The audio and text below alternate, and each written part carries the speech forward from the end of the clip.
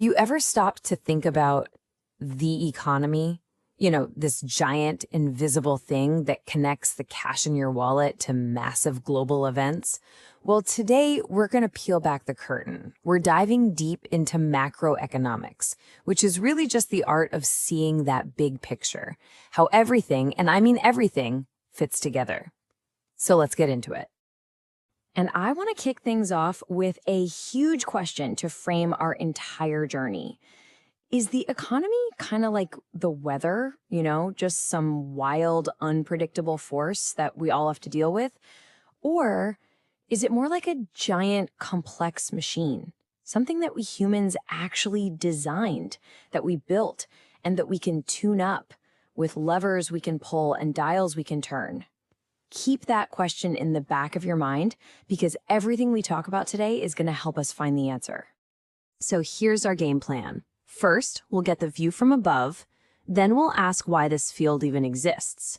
We'll look at the three basic operating systems for a society, dig into the huge trade-offs between them. And then we'll actually build a model to see how the money flows through it all. And finally, we'll tie it all together. All right, first up, the view from above. To really get a handle on the economy, you can't just look at your own bank account or what one company is doing. No, you've got to zoom way, way out, like you're looking at the whole world from a satellite. You've probably heard these two terms before, micro and macro. And honestly, the best way to think about them is the classic forest for the trees analogy. Microeconomics, that's like being a botanist, studying one single tree. You're looking at its leaves, its branches, how it gets water. You're focused on the individual parts. But macroeconomics, that's like studying the entire forest. We're not worried about one specific tree. We want to know if the whole ecosystem is healthy.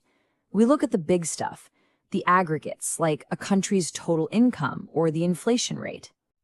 And when we say the economy, what do we even mean? It sounds so abstract, right? But I absolutely love this definition from A.J. Brown because it's so simple and so human. A system by which people earn their living. That's it. It's just the massive, complicated, and kind of beautiful way we've all agreed to work together to make a living. Okay, so why did we need this big picture, forest-level view in the first place? Well, here's the thing. Macroeconomics wasn't just invented by some professor in a stuffy classroom. No, it was born out of total, absolute crisis. Just look at this timeline. It tells a story. 1929, the Great Depression hits the world like a freight train. The old way of thinking, microeconomics, was useless. It had zero answers for why millions of people were suddenly out of work or why perfectly good factories were sitting silent. The system was fundamentally broken. Then, in 1936, this brilliant economist, John Maynard Keynes, comes along and publishes his masterwork. It basically gave the world a new set of tools, a new framework to understand not just what was happening, but crucially, how to fix it.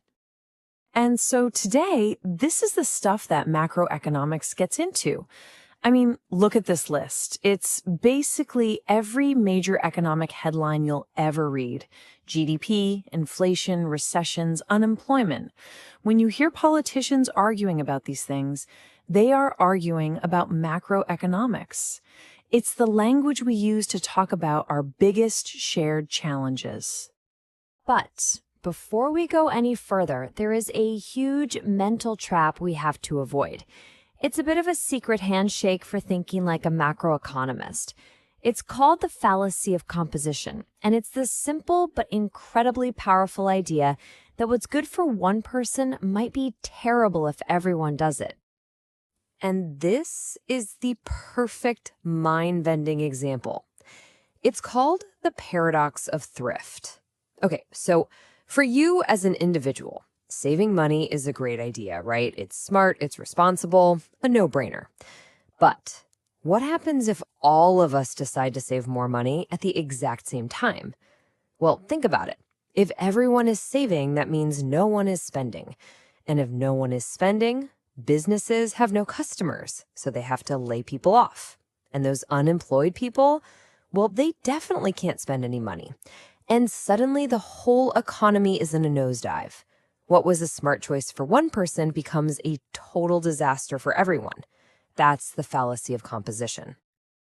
So, if the economy is a machine we build, what are the different blueprints? Let's dig into the 3 fundamental operating systems a society can choose to run on. We have to start with system number 1, capitalism, and with the man himself, Adam Smith. This is maybe the most famous quote in all of economics, and Smith's idea was absolutely revolutionary at the time. He said, hey, what if we get our dinner not because the baker likes us, but because the baker wants to make money for himself? He realized you could organize a whole society by harnessing everyone's self-interest. So, what are the key ingredients? Well, first, private ownership. You can own things, like a house or a business. The main driver, the fuel for the engine, is profit, and the whole thing kind of runs itself through something called the price mechanism. If tons of people suddenly want a new gadget, the price goes up, which tells companies, hey, make more of this. If nobody wants it, the price drops. It's this amazing automatic information system, and ideally, the government's role is just to stay out of the way. And like any OS, it's got its pros and cons. On one hand, capitalism is an absolute beast at creating wealth and driving innovation. It just works. But, and this is a huge but, that exact same engine can lead to massive inequality, and it has no conscience. If something harmful is profitable, the system will produce it. Okay, now let's flip the script completely for system number 2, which was created as a direct reaction to the problems of capitalism. And its main thinker, Karl Marx, did not mince words. If capitalism is all about private property, his alternative, socialism, is about one thing: getting rid of it. So under socialism, the big stuff, the factories, the land, their resources aren't owned by individuals. They're owned by everybody through the state. The goal isn't profit, it's social welfare. And instead of that automatic price system, you have a central planning authority, literally a group of people in a room who decide what gets made, how much gets made, and how much it costs. The number one goal is equality. So what's the trade-off here? Well, the upside is clear. You can attack inequality head-on. You can plan for the long term instead of just chasing quick profits. The downside? It can get bogged down in bureaucracy and red tape. Without the profit motive, there's way less incentive to be efficient or create new things. And as a consumer, your freedom is limited. You get what the planners decide you get. Okay, so we have these 2 polar opposites, right? Free-for-all capitalism on one end, top-down socialism on the other. But here's the reality check. Almost no country in the world is purely one or the other. Most try to find a middle path. And this is called a mixed economy. It's a hybrid. It tries to take a little from column A and a little from column B. You have private companies chasing profits, but you also have a public sector run by the government providing things like schools and hospitals. And honestly, this is the system you're probably most familiar with because it's what most countries on Earth actually use today. The whole idea is to get the best of both worlds, right? Use the power of capitalism for growth, but then use the power of government to make things fairer. But it's a really tricky balancing act. The danger is that instead of getting the best of both, you end up with the worst of both, the inequality of capitalism and the inefficiency of socialism. It's a constant tightrope walk. And that brings us to the very heart of the matter. This is the great economic trade-off. Choosing between these systems isn't about finding the one right answer. There isn't one. It's about deciding, as a society, which values we care about most. This table just lays it all out, crystal clear, just scanned on the columns. But the most important row is that last one, major problem. That's the real kicker. It tells you the core bug, the Achilles heel of each system. For pure capitalism, it's inequality. For pure socialism, it's inefficiency. And for the mixed system, well, you risk getting a nasty dose of both. There's no free lunch here. Okay, we've covered the different types of systems. Now let's pop the hood and see how the economic engine actually works on the inside. We're going to build a visual model step by step to see exactly how the money flows. But first, a super quick but really important concept: stock versus flow. A stock is a snapshot. It's a measurement at one specific moment in time, like the amount of water in a bathtub right now. A flow is measured over a period of time, like how much water is pouring out of the faucet per minute. This matters because a nation's income isn't a stock, it's a flow, and we're about to trace its path. So let's build our model from scratch. We'll start super simple. Imagine an economy with just two players. First, you have households. That's us. We provide labor. Then you have firms, the businesses.